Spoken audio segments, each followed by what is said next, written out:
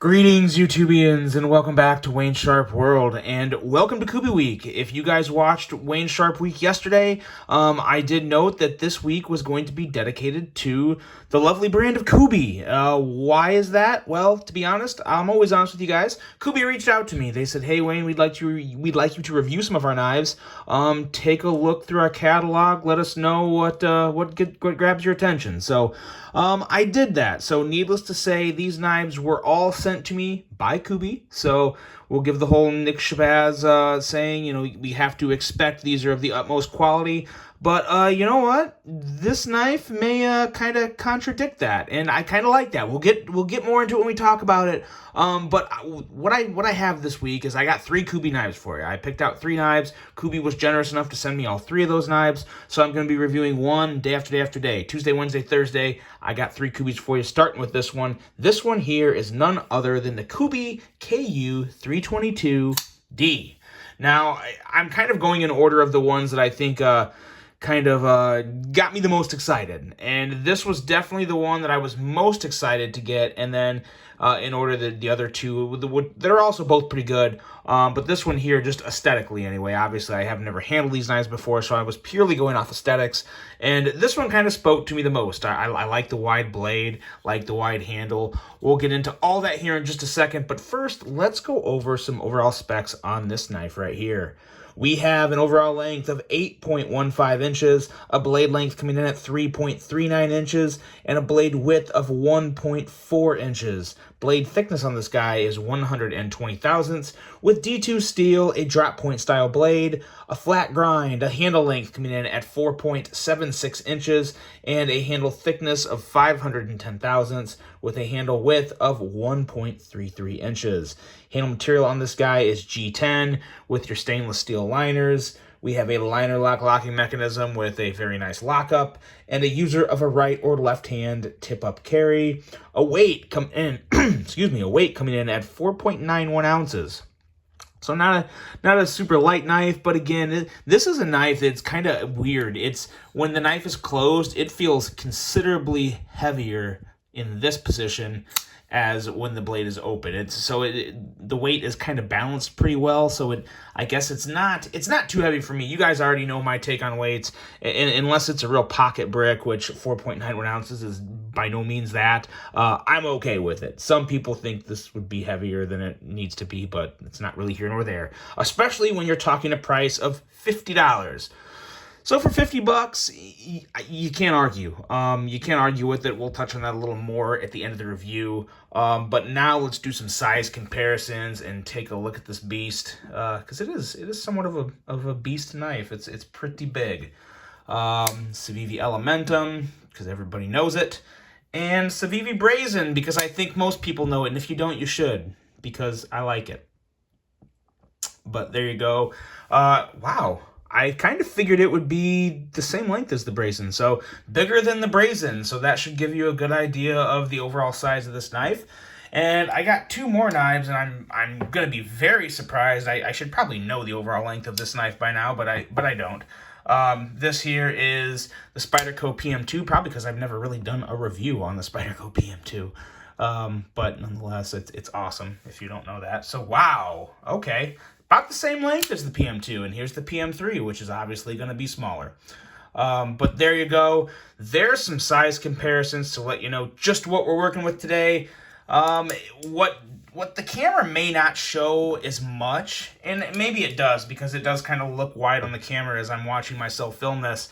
Wide handle. But first, let's talk about this blade. A very nice wide blade as well, with overall a nice profile. This is probably the first thing that grabbed my attention. I like the width of the blade. I really like the fuller and the cutout there. The cutout is great. We'll talk more about that when we get to action, of course. We have a very nice jimping here on the thumb ramp, which feels pretty good. It does feel pretty good. That falls more into the ergo, so we'll save that for just a second. But the blade itself, I find this to be a very nice blade. 22 thousandths behind the edge is nothing too crazy, but it's got such a tall flat grind. Pretty decent cutting geometry, especially for a $50 knife. And really an everyday beater. That's really what makes this knife stand out to me. This just looked like a knife that could be used pretty hard and heavy, and after I have it in hand, I have no reason to think it wouldn't be. It feels very, very solid, a very nice tip that actually comes down to, and I mean, not dainty by any means. This is definitely a strong tip, just based off the width of it too. It's not dainty whatsoever. Probably a really good EDC knife for any type of little digging and prying you might do with your blade. Of course, you know, I don't think anyone really recommends it, but I think we all do it. So good tip for that.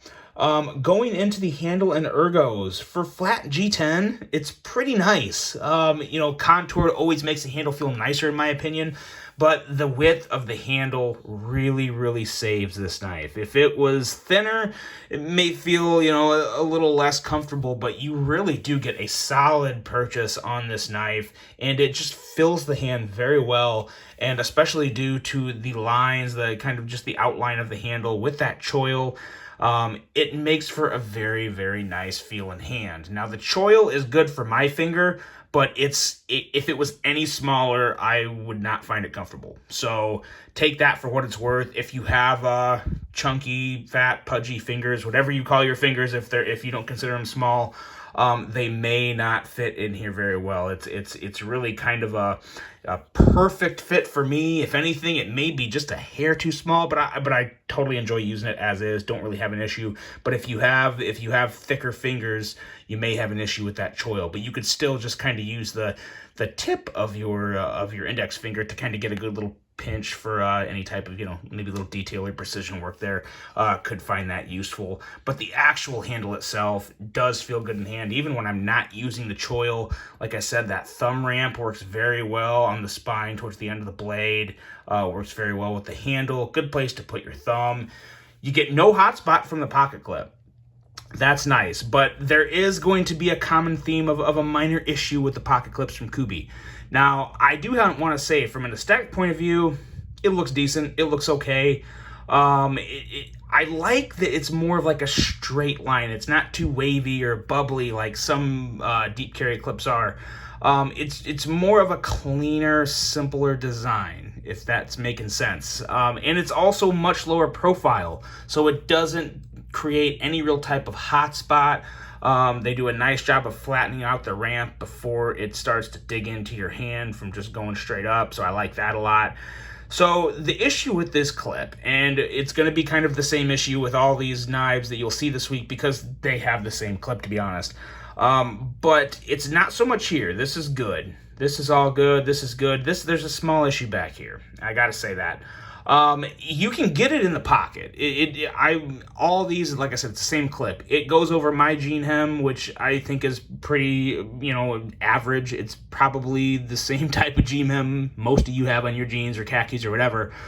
It goes all the way down, but it'll take a little push. So when you're sliding in your pocket, it's going to get stuck about right as it hits the beginning of the clip. I wish the clip was recessed. That would be nice, but again, we're talking $50, so you know, it just kind of is what it is for $50. So that's really the only issue, and it's not a make or break for me because, like I said, it works. Even though it doesn't work the best in terms of getting it in your pocket, it does still work, and it gets the job done.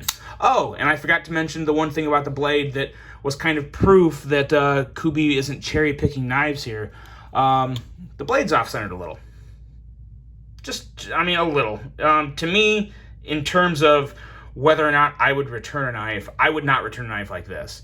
I have had knives in the past, not Kubey's, but other brands, where the blade was so off-centered and I couldn't fix it. I thought, nope, getting returned.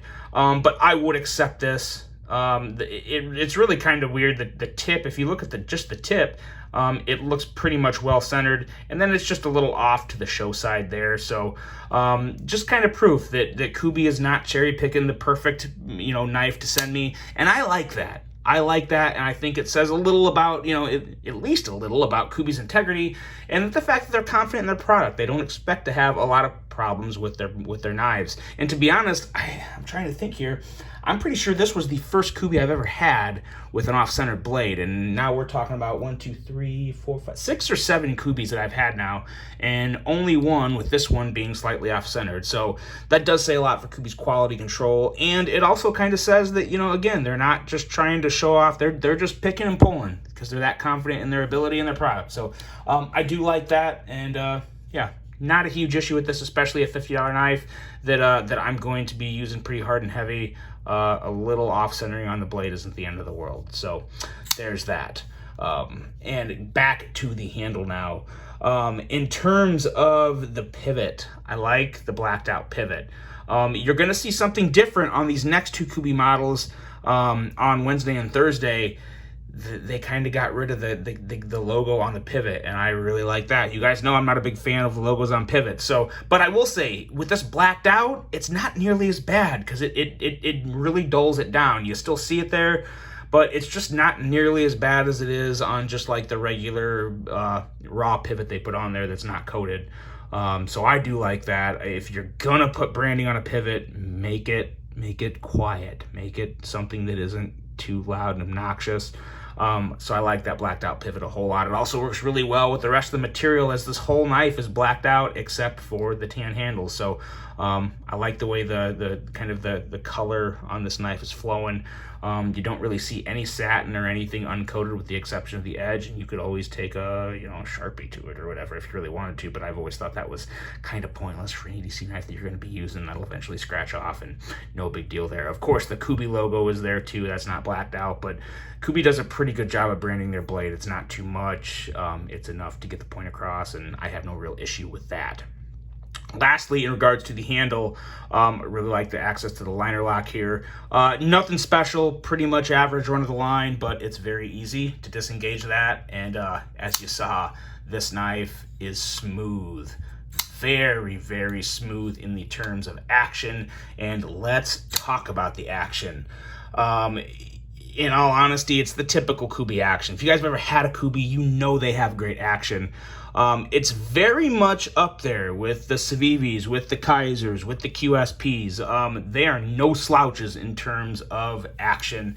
I've never had a Kubey that I was disappointed with, and it stays the same for this. This cutout works very, very nice. Very easy to flip that out with my finger, middle finger. You can also do your index finger. Let me get it in hand here. Pretty darn easy. Definitely prefer the middle finger flick on this though. I always prefer the middle finger flick. There's very few knives, really not one I can think of, where an index finger flip feels better than a middle finger. So big fan of the cutout there. I also like how it's not too big or not too small. Just really, really works with the overall aesthetics of the blade there. Love the black wash, how it's not just a full coat, it is actually washed, so you see some little specks and crackles there, which will really help as you use the knife. It wears better. It wears a little more favorably in terms of just how the blade looks after you run it through the ringers.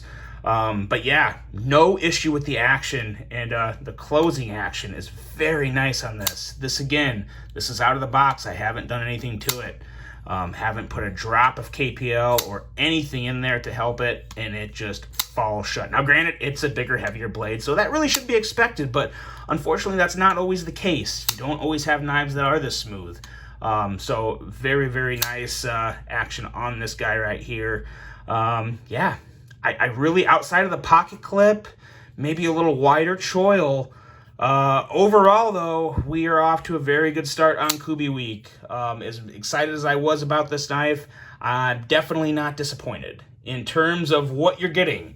You're getting action, aesthetics, quality, performance, all very good.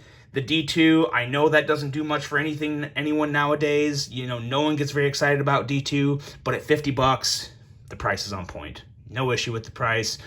Do I wish they were using a different steel? I do, and I give Kubey some feedback. I don't know if they listen to me or not, but if they're generous enough to send me some knives to review, I want to give them my input. And it sounds like based off the next two knives, they're listening to not just me. I'm not saying this is about me. They're listening to the knife community, which I like a lot. they're definitely not afraid to make changes. And you have to respect that. That's how a company grows, and that's how it earns, it's how it earns fans or supporters, is by giving the people what they want. And I think Kubey's doing a decent job of that. This one did not disappoint. This one here is the Kubey KU322D. One I would recommend, and the first of the 3 installments of Kubey Week. I hope you guys enjoyed this one. Let me know what you think of it. Hope you have a great rest of your day, and until the next one, I'm out.